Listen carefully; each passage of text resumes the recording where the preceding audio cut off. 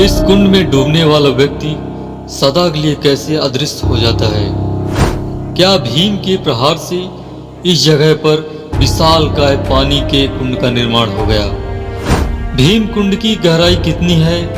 भूजल वैज्ञानिकों ने इसकी गहराई मापने में आखिर क्यों विफल रहे? इस कुंड के 3 बूंद पानी से आखिर प्यास कैसे बुझ जाती है? कोई भी प्राकृतिक आपदा आने से पहले आखिर कैसे कुंड का जल स्तर बढ़ जाता है?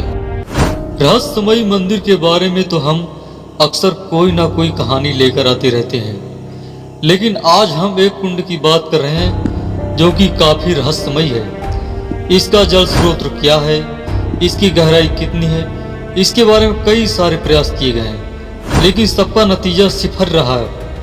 यह कुंड है भीम कुंड, जो कि मध्य प्रदेश के छतरपुर जिले में है। तो आइए इसके बारे में विस्तार रूप से जानते हैं। भीम कुंड से कई सारी मान्यताएं जुड़ी हुई हैं, जिनमें से एक यह भी है कि यह एक शांत ज्वालामुखी है। इसकी गहराई कितनी है, इसके बारे में जानने के लिए अब तक भूवैज्ञानिकों और गोताखोरों द्वारा कई बार प्रयास किया गया, लेकिन असफलता ही हाथ लगी है। कहते हैं कि कुंड में डूबने वाला व्यक्ति का मृत शरीर कभी भी पानी के ऊपर नहीं आता है। इस भीम कुंड में डूबने वाला व्यक्ति सदा के लिए कुंड के अंदर अदृश्य हो जाता है। इस कुंड के बारे में कहा जाता है कि जब भी एशियाई महाद्वीप में कोई भी प्राकृतिक आपदा घटने वाली होती है तो कुंड का पानी अपने आप बढ़ने लगता है। भीम कुंड को लेकर कथा मिलती है कि महाभारत काल में अज्ञातवास के दौरान पांडवों ने एक वन से गुजर रहे थे। उसी समय द्रौपदी को प्यास लगी।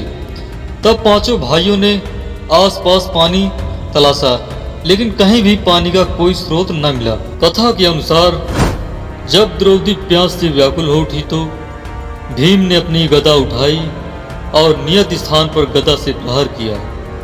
भीम की गदा के प्रहार से भूमि की कई परतों में छेद हो गया और जल दिखाई देने लगा, लेकिन भूमि की सतह से जल स्रोत लगभग 30 फीट नीचे था। उस स्थिति में युधिष्ठिर ने अर्जुन से कहा कि अब तुम्हें अपनी धनुर्विद्या के कौशल से जल तक पहुंच मार्ग बनाना होगा। यह सुनकर अर्जुन ने धनुष पर बाण चढ़ाया और अपने बाणों से जल स्रोत तक सीढ़ियां बना दी। धनुष की सीढ़ियों से द्रौपदी को जल स्रोत तक ले जाया गया। यह कुंड भीम की गदा से निर्मित हुआ था, इसलिए इसे भीम कुंड के नाम से जाना जाता है। कहा जाता है कि द्रौपदी ने इसकी 3 ही बूंद ग्रहण की थी और उनकी प्यास बुझ गई थी। तभी से मान्यता है कि इस कुंड की 3 बूंदों को ही पीने से प्यास बुझ जाती है। तो दोस्तों, कैसी लगी जानकारी? अगर जानकारी अच्छी लगी हो तो प्लीज़ दोस्त चैनल सब्सक्राइब कर लेना, ताकि इस तरह कई सारे वीडियो आपको मिलती रहें।